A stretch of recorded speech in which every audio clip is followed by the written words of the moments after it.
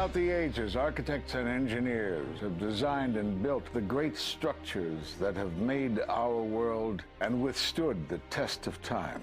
Hi, I'm Ed Asner. Welcome to Architects and Engineers. Let's look now at modern steel frame buildings. This is the Empire State Building, a marvel of modern architecture. It was built to last. Architects and engineers of today use computers to design and engineer buildings that will endure the forces of nature, such as earthquakes, fires, and hurricanes. This modern skyscraper was also built to last.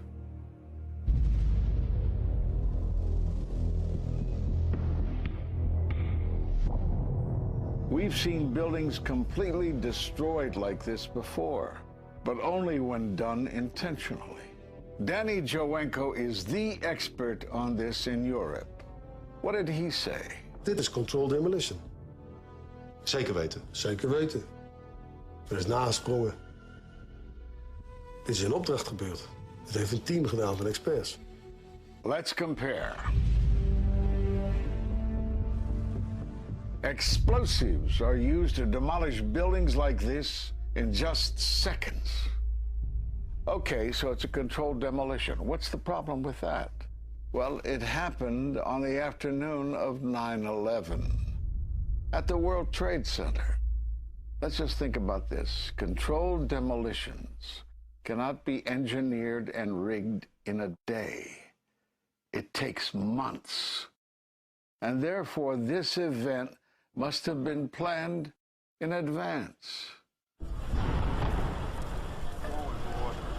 hear that? Keep your eye on that building as they're coming down. Building is about to blow up. Moving back. We are walking back. There's a building about to blow up. Did they actually use the word brought down, and who was it that was telling you this? The fire department, and they did use the word, we're going to have to bring it down. And these people heard explosions. We heard this sound that sounded like a clap of thunder. It looked like there was a shock wave ripping through the building, and the windows all busted out. About a second later, the bottom floor caves out. The building followed after that. He takes his hand off, and you hear 3, 2, 1, and it was boom, boom, boom, boom, boom. And these reporters recognized it as a controlled demolition. And I turned in time to see what looked like a skyscraper implosion. It looked like it had been done by a demolition crew. The whole thing just collapsing down on itself. For the third time today, it's reminiscent of those pictures we've all seen too much on television before, when a building was deliberately destroyed by well-placed dynamite to knock it down. It was almost as if it were a planned implosion. It just pancaked. So what's the problem if this was a planned demolition? Well, we are told by government agencies that this building came down as a result of normal office fires. The National Institute of Standards and Technology produced their final report in 2008. World Trade Center 7 collapsed because of fires fueled by office furnishings. It did not collapse from explosives or from fuel oil fires. Well, what do you think brought down the building? And what caught my eye is more than 1,300 architects and engineers examined the evidence about Building 7's collapse and disagree with the official report issued by the National Institute of Standards and Technology. I certainly am much more open-minded about it than I was, and it is because of the involvement of the 9/11 families and all these engineers and architects. You are about to hear from architect of 23 years, Richard Gage, AIA, member of the American Institute of Architects and founder of Architects and Engineers for 9/11 Truth. Now there are more than 1,500 architects and engineers who say that it could not have been brought down by office fires. They are backed by 9/11 family members who are calling for an independent, unbiased investigation. I'm Richard Gage. Fires have never before caused the collapse of any skyscraper. even though there are numerous examples of much hotter, larger, and longer-lasting fires in these buildings. And in the case of Building 7, the fire that NIST said started the collapse had actually burned out over an hour before. It could not have caused the collapse, as NIST claims. Yet this 47-story, modern steel-framed skyscraper, which was not hit by an airplane, collapses mostly into its own footprint like a house of cards, as fast as a bowling ball falling off the side of the building, in just under 7 seconds. Listen to the experts. Building number 7 descended in free fall for the first 100 feet, which means that there was absolutely no resistance to the descent whatsoever. NIST has admitted it went into free fall for 8 stories. And going from motionless to free fall instantly, that's a bothersome part of the puzzle because NIST never explained it. We've got a building that came down in its own footprint, so all of the columns really needed to be severed at the same time in order for that structure to fall the way that we saw. The symmetry is the smoking gun. The whole building completely comes down in one continuous motion. There couldn't have been any structural resistance. According to NIST, the failure occurred at column 79 on level 12. They're talking about a single columnar collapse or failure that resulted in a total collapse of the building.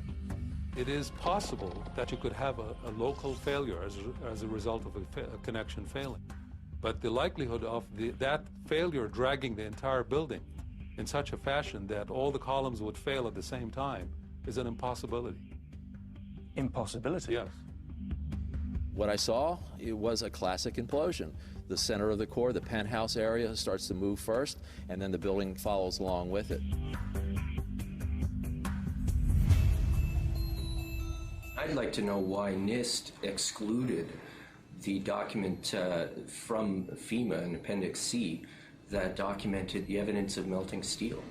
Why is this forensic evidence not being included in the report? In an office fire, you cannot generate enough heat to melt steel. And yet we have evidence of molten iron. R.J. Lee Company, USGS, and Dr. Stephen Jones's work, all three separately found these microspheres. In the dust, we found what we characterize as unreacted thermitic material in the shape of some very tiny red-gray chips, which have different properties, and in the reaction they produce molten iron, which is the prime indication of a thermitic reaction. And such a reaction can be used to destroy steel structures.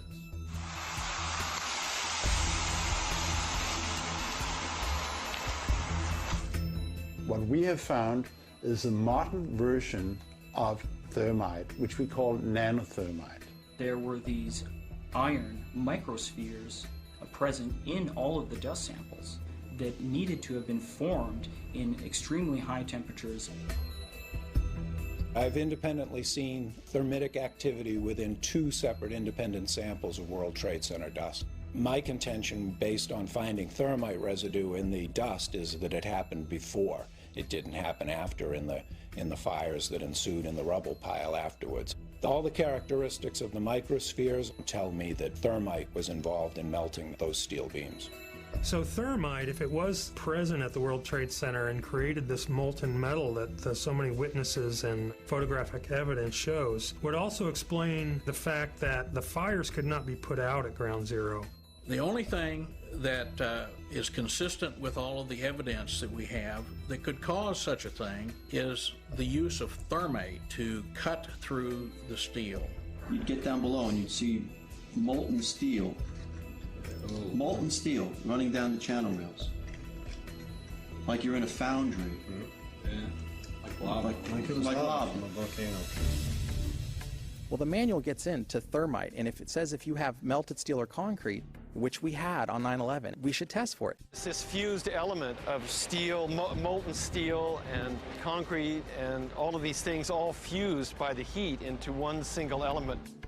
We're asking for an investigation that follows national standards. There's no excuse to not test for this. If terrorists used explosives in '93, why didn't we test for them? If all these witnesses heard explosions, why aren't we testing for them? NIST concedes that they found no evidence for explosives. So then we asked them, well, did you look? And they said, no, we did not look for explosives or residues of explosives. So the preconceived notion of NIST is that there's no evidence for explosives, and so there's no point in looking. That is the most unscientific thing that you can possibly think of, not to look because you don't expect to find evidence, and in fact the evidence is overwhelming. They state these conclusions for which there's virtually no evidence, and then they ignore conclusions that can be drawn from the evidence. The Freedom of Information Act request to NIST was denied with the claim that releasing this data might jeopardize public safety. How could it possibly jeopardize public safety? The destruction of evidence was a criminal act in itself. It was already being carted away and destroyed when the FEMA investigators got there about a month after September 11th.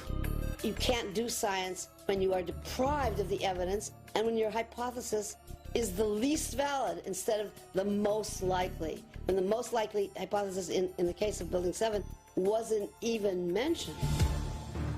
This is not science. The scientific forensic evidence, ignored by NIST, but carefully reviewed by teams of technical professionals, corroborates the hypothesis of explosive controlled demolition. We've traveled to 21 foreign countries and 32 American cities, bringing this evidence to the attention of the public. And we're backed by 9/11 family members and other concerned citizens who are calling for an independent, unbiased investigation. I'm a family member trying to find out the answers to the murder of 3,000 plus people. The bottom line is that it needs to be investigated properly. Please look at architects and engineers. People all around the world, scientists all around the world, are questioning this.